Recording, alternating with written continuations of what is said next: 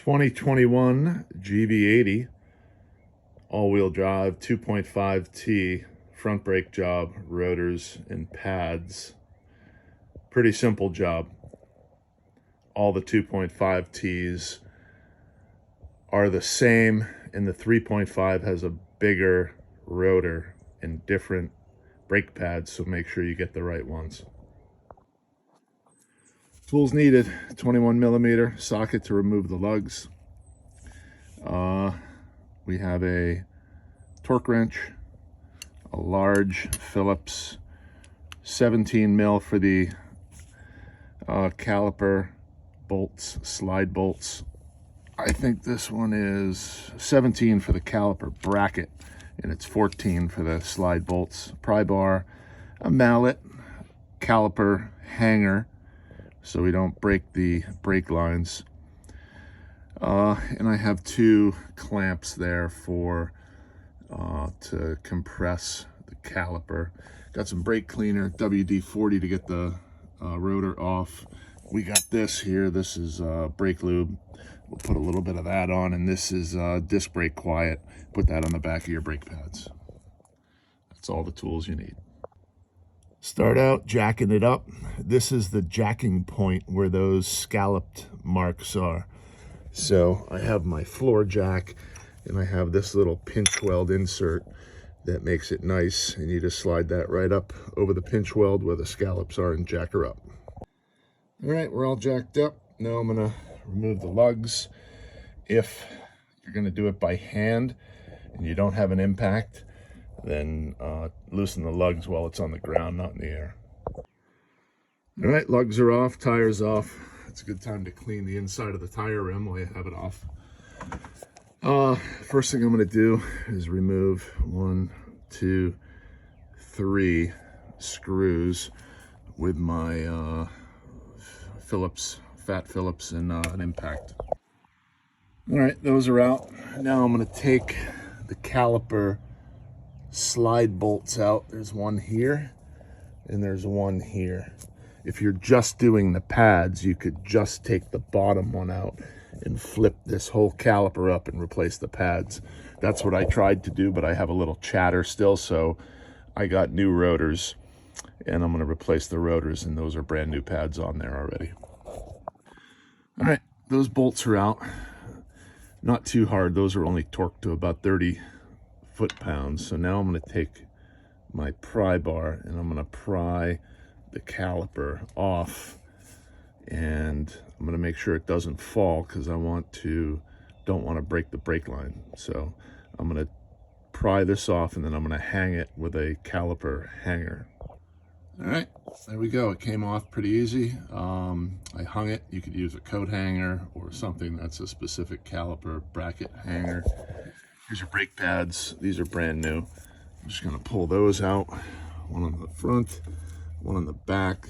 The back, that goes to the bottom, and in the back, the squealer. So those are out. And now I am just going to remove the caliper bracket bolts. There's two. There's one there. There's one right there.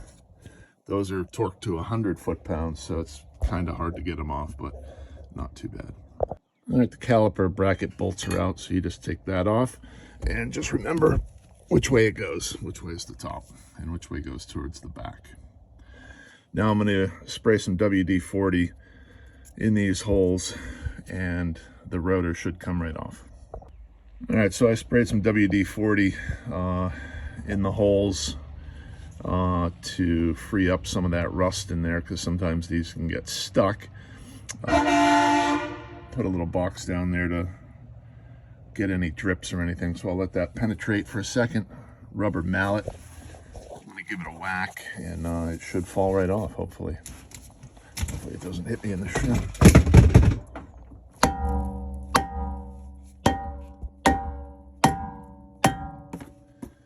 Okay, we'll let it penetrate a little bit longer. Just gave it a couple of whacks all the way around, even on the center of the hub, and it came free. It took about 2 or 3 minutes of soaking with the WD-40. It came right free.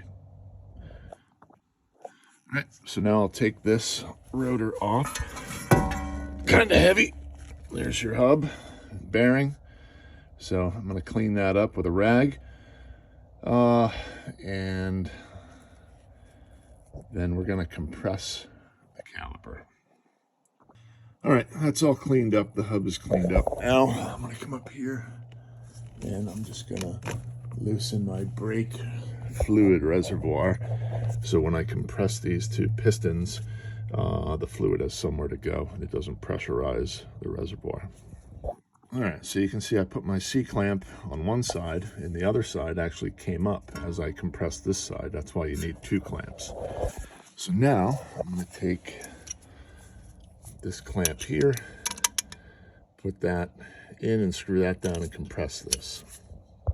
All right, so I got this compression tool all set up. I'll just twist this handle and the brake caliper piston recesses back down. And you have to do this because your new brake pads are thicker and the new rotor is thicker. So now it's at full, they're fully decompressed. All right, here's my new rotor. Got it from Parts Geek, 250 bucks for two of them. Pretty good deal. And these do not have packing oils on them. It has a special coating on it, but if it does come with packing oils, you got to take some brake cleaner and clean this. I'm going to clean it anyways. And I put new gloves on so that none of the oils or anything from the WD-40 gets on your rotor. You want the rotor to be clean and free of any oils or grease. So I'm going to clean it up and go back to the car. Here's the new rotor. There's the old rotor. A little bit warped, highway speeds, getting a little chatter on the brakes. I put new pads on, but that didn't solve it, so now I got the new rotors. I'm gonna put the new rotor on now. I'm gonna align it so that these two holes are through these two holes like it was. If I try and use this hole or this hole, it probably won't work because those are rusted out. Those were not used in the factory mounting. So I'm gonna use the same holes here and there. And that's how I have this aligned. I'm gonna put it on and screw it down. All right, those screws are in. I'm just gonna give it a quick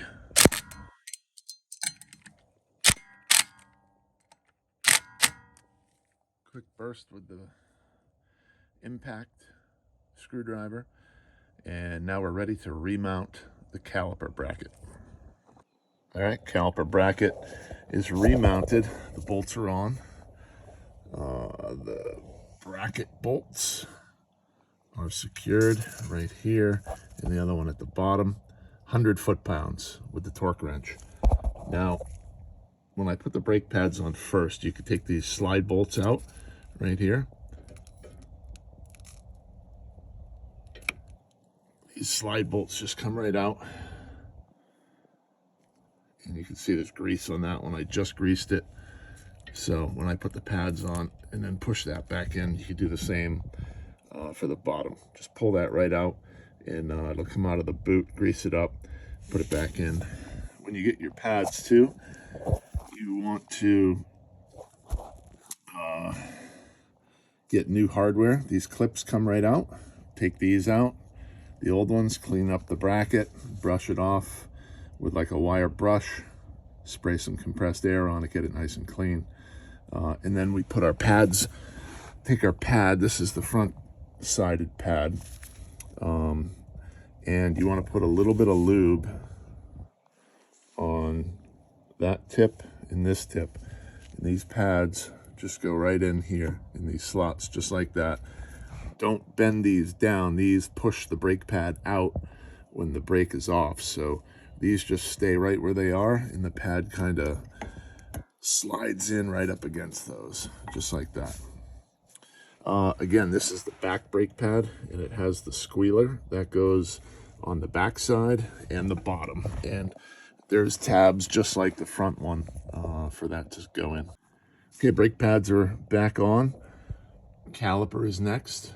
I removed the clamps. The pistons are fully compressed. I'm just going to remove it off the bracket hanger, and I'm going to put it back on and put my two caliper bolts in, and those get 30 foot-pounds on those. Calipers back on, and again, I put this disc brake quiet. If you don't like the red, I think they make it in a different color. I don't mind the red color, and just keeps your brakes from squealing or vibrating. It's kind of like a rubbery material that dampens any vibration. So now, just going to clean the inside of my wheel up while I have it off. Sometimes you can see brake dust in there, and then I'll get the wheel mounted. Forgot to show you the GV80 has lug bolts as opposed to lug nuts, so it makes it a little more difficult to get the tire in, but it is what it is. So I'm going to put these on, lower the car down, and then I'm going to torque those to 100 foot-pounds. So I'll just tighten them up preliminarily before I lower the car, and then I'll torque them to 100 foot-pounds once it's on the ground. All right, car's off the jack.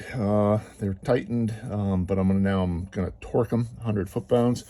So we just push down till we hit a click, let up, give it one more little double click.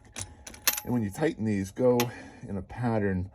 Don't go in a circle. Go here, here, here, here. So you're always going to an opposite side when you tighten them down. All right, wheels are on.